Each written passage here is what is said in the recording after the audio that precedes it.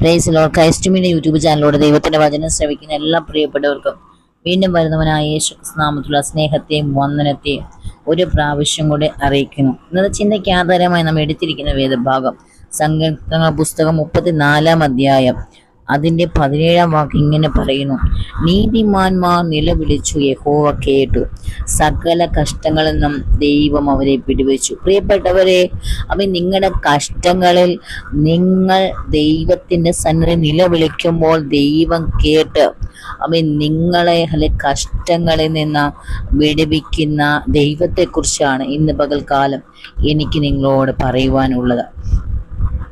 ഈ 34 സങ്കീർത്തനം നാം മനസ്സിലാക്കുമ്പോൾ അതിന്റെ ചരിത്രം എന്ന് പറയുന്നത് ദാവീദിന്റെ സങ്കീർത്തനമാണിത്. ദാവീദ് അബീമേലെക്കിന്റെ മുമ്പിൽ ഭ്രാന്ത് നടിച്ചപ്പോൾ അവനെ ഓടിച്ചു കളഞ്ഞു. അങ്ങനെ ഓടിപ്പോയ ദാവീദ്, ശവലിൽ നിന്ന് ഒളിച്ചോടിയ ദാവീദ് ഫെലിസ്തീൻ നഗരമായ ഗിത്തിലേക്ക് പോയി. അവിടെ വെച്ച്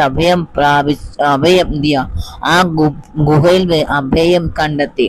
അവിടെ വെച്ച് പേടിച്ച് ഓടിപ്പോയ ദാവീദ് തന്റെ കഷ്ടങ്ങളിൽ നിന്ന് തനിക്ക് നേരെ നിൽക്കുന്ന, തനിക്ക് പ്രതികൂലമായി നിൽക്കുന്ന പ്രതിസന്ധികളുടെ നടുവില് ദാവീദ് സകലരുടെ മുമ്പിൽ നിന്ന് ഓടിപ്പോയി ഗുഹയിൽ പാർത്ത ഒരു സമയം. ആ ഗുഹയിൽ വെച്ച് ദൈവത്തോട് നിലവിളിക്കുന്ന ഒരു സങ്കീർത്തന ഭാഗമാണ് നാം വായിച്ചത്. ഇവിടെ പറയുകയാണ്, ദാവീദ് ദൈവത്തോട് നിലവിളിച്ചപ്പോൾ ദൈവം ദാവീദിനെ അവന്റെ സകല കഷ്ടങ്ങളിൽ നിന്ന് വിടുവിച്ച് ദാവീദിന് ദൈവം സ്വസ്ഥത കൊടുത്തു. സമാധാനത്തോടെ ജീവിപ്പാൻ ദൈവം ദാവീദിനെ ഇടയാക്കി. ഇവിടെ പറയുകയാണ്, നീതിമാന്മാർ നിലവിളിക്കണം. നിലവിളിക്കുന്ന വ്യക്തികൾ ആരായിരിക്കണം? നീതിമാന്മാരായി, കുറ്റമില്ലാത്തവരായിരിക്കണം, നീതിയോടെ ജീവിക്കുന്നവരായിരിക്കണം. ഹല്ലേലൂയ. സത്യത്തോടെ ജീവിക്കുന്നവരായിരിക്കണം, സത്യത്തിന് വേണ്ടി നിലകൊള്ളുന്നവരായിരിക്കണം. മറ്റുള്ളവരെ ഉപദ്രവിക്കുന്നല്ല, മറ്റുള്ളവരെ ദ്രോഹിക്കുന്നവരാകരുത്. ദൈവ പൈതൽ പകരം ഹല്ലേലൂയ നിഷ്കളങ്കയോടെ നിർമ്മല മനസാക്ഷിയോടെ ദൈവത്തിന്റെ സന്നിധിയിലായിരിക്കുന്ന ദൈവ പൈതലിനെയാണ് ദൈവം വിടുവിക്കുക. നമുക്കറിയാം, ഹിസ്കിയ രാജാവ് തനിക്ക് മരണകരമായ രോഗം ഉണ്ടായപ്പോൾ താൻ മരിച്ചു പോകുമെന്ന് മനസ്സിലാക്കി ഹിസ്കിയ രാജാവ് ദൈവത്തിന്റെ സന്നിധി നിലവിളിക്കുന്നതായിട്ട് നമുക്ക് കാണുവാൻ കഴിയും. ആ നിലവിളിച്ച മനുഷ്യന്റെ മേൽ ദൈവത്തിന്റെ കരുണ പകരുവാനിടയായി. ഹല്ലേലൂയ.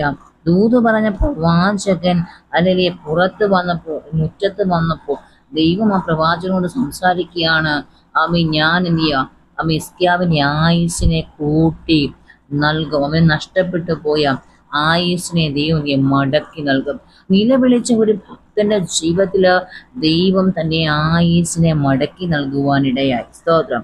പ്രിയപ്പെട്ടവരെ, നഷ്ടങ്ങളെ ഓർത്ത് കരയുന്നവരാണെങ്കിൽ, നിങ്ങളുടെ വേദനയെ ഓർത്ത് കരയുന്നവരാണെങ്കിൽ, ഇന്നലകളിൽ നിങ്ങളെ കഷ്ടപ്പെടുത്തിയവർ നിങ്ങൾക്ക് നേരെ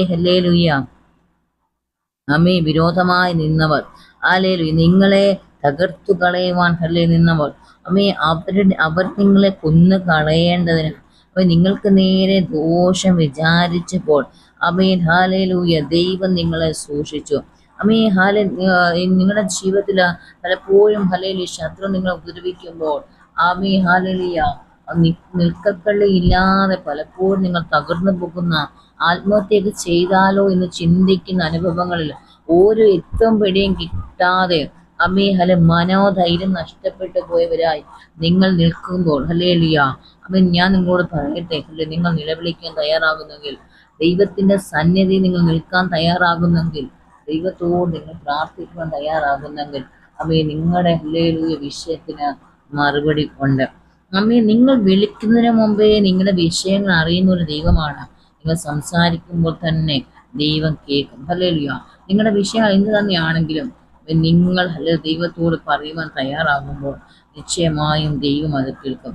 ഹല്ലേലൂയ. സത്യമായിട്ട് ദൈവത്തെ വിളിച്ചപേക്ഷിക്കുന്നവർക്ക് ദൈവ സമീപസ്ഥനാണ്. അമ്മയെ സത്യസന്ധമായി നീതിയോടെ ജീവിക്കുന്ന ദൈവ പൈതലാണ് നിങ്ങളെങ്കിൽ നിങ്ങളുടെ പ്രാർത്ഥനയ്ക്ക് നിശ്ചയമായും ഇന്ന് കാലതാമസങ്ങൾ സംഭവിച്ചാലും നിശ്ചയമായും അതിനൊക്കെ മറുപടികൾ ഉണ്ട് എന്ന ദൈവത്തിന്റെ ആത്മാവിനാൽ സംസാരിക്കുകയാണ്. ഹല്ലേലൂയ. നമ്മുടെ ഹല്ലേലൂയ നോക്കുക, നീതിമാന്മാരുടെ നിലവിളിക്ക് ദൈവം തന്റെ ചെവി തുറന്നിരിക്കുന്നു. ഹല്ലേലൂയ.